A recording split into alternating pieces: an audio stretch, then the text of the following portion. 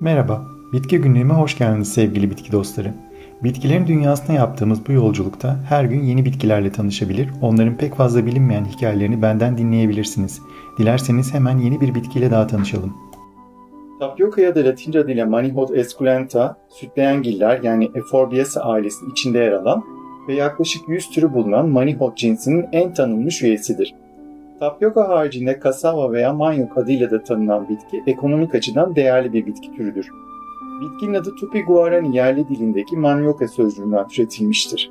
Bitkinin soyadı olan esculenta ise Latince'de yenebilen anlamına gelir.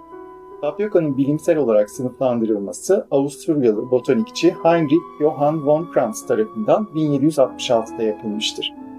Bitki üzerindeki ilk modern bilimsel araştırma ve inceleme çalışmaları ise neredeyse 200 yıl sonra 1970'lerde Brezilya'da başlamıştır. Orta ve Güney Amerika kökenli olan tapioca, tropikal ve subtropikal iklimlerde yetişir. Afrika, Asya ve Latin Amerika'nın tropikal bölgelerinde tarım bitkisi olarak yaygın olarak yetiştirilir. Sıcaklık, yağış, nem ve güneşlenme süresi bitkinin gelişimini doğrudan etkiler. Özellikle yağış ve sıcaklık dalgalanmalarına karşı hassas olan bitkiden optimum verim alınabilmesi için düzenli yağış ve ılıman sıcaklık gereklidir. Bitkinin doğal halde yetişen yabani formlarına Amazon havzasında, özellikle Brezilya, Peru, Paraguay ve Bolivya'da rastlanabilir. Tapioca çok yıllık odunsu ve çalı formunda olan bir bitkidir. 2 ile 4 metre civarında bir boya ulaşabilir. Palmat yaprakları 5 veya 9 loblu ve parlak yeşildir. Çiçekleri küçük, beyazımsı yeşil ve gösterisizdir. Bitki çiçeklerini ilkbahar ve yaz aylarında sergiler. Tapioca yaz sonunda kapsül şeklinde meyveler oluşturur. Fakat bitkinin asıl ekonomik değer taşıyan kısmı nişastalı kökleridir. Dolayısıyla çok yıllık bir bitki olsa da genellikle 1 ya da 2 yıl içinde hasat edilir. Tapioca çiçekleri arılar ve böcekler tarafından tozlaştırılır. Kökleri toprakta yaşayan bazı organizmalar için besin kaynağıdır. Ayrıca bazı yabani hayvanlar ve böcekler bitkinin yapraklarını tüketirler. Tapioca'nın özellikle acı olan türlerinin kök ve yapraklarında çok zehirli bir madde olan siyanürü üreten glikozitler bulunur. Bu nedenle tapioca yeterince işlenmeden asla tüketilmez. Bitkinin yenebilen kökleri haşlama, fermantasyon ve kurutma işlemlerinden geçirilerek içerdiği zehir giderilir. Bitkinin kökleri haşlanarak, kızartılarak veya fırınlanarak tüketilebilir. Ayrıca kurutularak un haline getirildikten sonra farklı gıdaların üretiminde de kullanılabilir. Örneğin tatlılara konan tapioca incileri gibi kuskus makarna benzeri bir tapioca ürününü ben de meyveli puding yaparken kullanmıştım. Fırın sütlaçın yerini asla tutmasa da ona benzer dokusuyla tüketilen lezzetli bir tatlı olmuştu.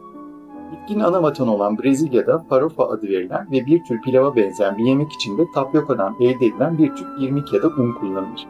Ayrıca tapioca püresinden Brezilya'da pão de queijo adında peynirli patates krokete benzeyen unlu bir tarifte hazırlanır. Afrika'da da tapioca unundan cips üretilir. Kullanımı oldukça kolay ve nişastası bol olan patates gibi neredeyse pek çok tarife girebilecek bir ürün olan tapioca'yı henüz tuzlu bir tarif için de deneme şansım olmadı. Ama tatlılar için güzel bir malzeme olduğunu söyleyebilirim. Tapioca yüksek oranda nişasta yani karbonhidrat içerir. Fakat protein ve yağ içeriği düşüktür. Gluten hassasiyeti olanlar gluten içermeyen ununu güvenli kullanabilirler. C ve B vitamini haricinde potasyum ve kalsiyum gibi mineralleri de içeren tapioca'nın belirgin olmayan tatlımsı bir tadı vardır. Bitkinin gıda haricinde geleneksel tıpta cilt hastalıkları, diyare ve yara tedavisine kullanıldığı bilinmektedir. Modern kozmetikte ise nişastası bazen cilt bakım ürünlerine ve maskelere eklenir. Tapioca daha hızlı ve güvenli bir yöntem olarak genellikle kök çelikleriyle çoğaltılır. Drenajı iyi, hafif asitli ve kumlu toprak seven bitki düzenli sulama gerektirir. Mutlaka sürekli güneş alabileceği bir konumda yetişmek ister ve organik madde açısından zengin topraklarda daha verimli olur. Bitkinin yüzlerce yöresel ve ticari kültür çeşidi bulunmaktadır. Özellikle Afrika ve Güney Amerika kökenli türleri tarımsal üretimde daha çok tercih edilir. Nijerya, Brezilya, Tayland, Endonezya, Demokratik Kongo Cumhuriyeti tapioca'nın en büyük üreticileridir. Ve 2024 yılı verilerine göre dünyadaki yıllık tapioca üretimi 300 milyon tonun üzerindedir.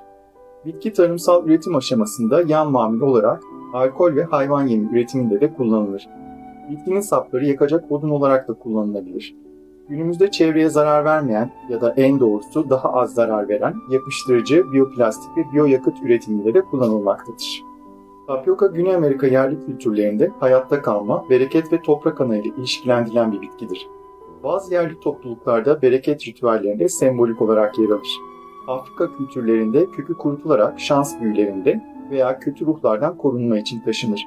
Kurutulmuş yaprakları evdeki kötü enerjiyi uzaklaştırmak için yakılır. Rüyada tapyoka görmek bereket ve geçimle ilişkilendirilir ve emeklerin karşılığını alma ya da sabırla beklenen bir sonuca ulaşma şeklinde yorumlanır. Tapyoka'nın Güney Amerika yerli kültüründeki efsanesi ise şöyledir. Tupi kabilesinde kabile reisinin kızı beklenmedik ve esrarengiz biçimde hamile kalır. Bebeğin babasının kim olduğu sorulduğunda ise genç kadın hiçbir erkekle birlikte olmadığına yemin eder. Doğan bebeğe Mani adı verilir. Mani henüz küçük bir bebekken bir gün hiçbir neden yokken ölür. Tıpkı nedensizce geldiği gibi nedensizce de ayrılır bu dünyadan. Halk bebeği tanrılardan gelen bir armağan olarak gördüğünden Tupi geleneklerine uygun bir şekilde onu yaşadığı evin içine gömerler. Aylar sonra kızın gömüldüğü yerde daha önce hiç görülmemiş bir bitki yetişir. Bu bitkinin adı Manioka olur. Yani kelime anlamıyla Mani'nin evi. Bitki zamanla Tupilere özgü bir bitki olduğundan önceleri Tupioka ve sonunda Tapyoka olarak adlandırılmaya başlar.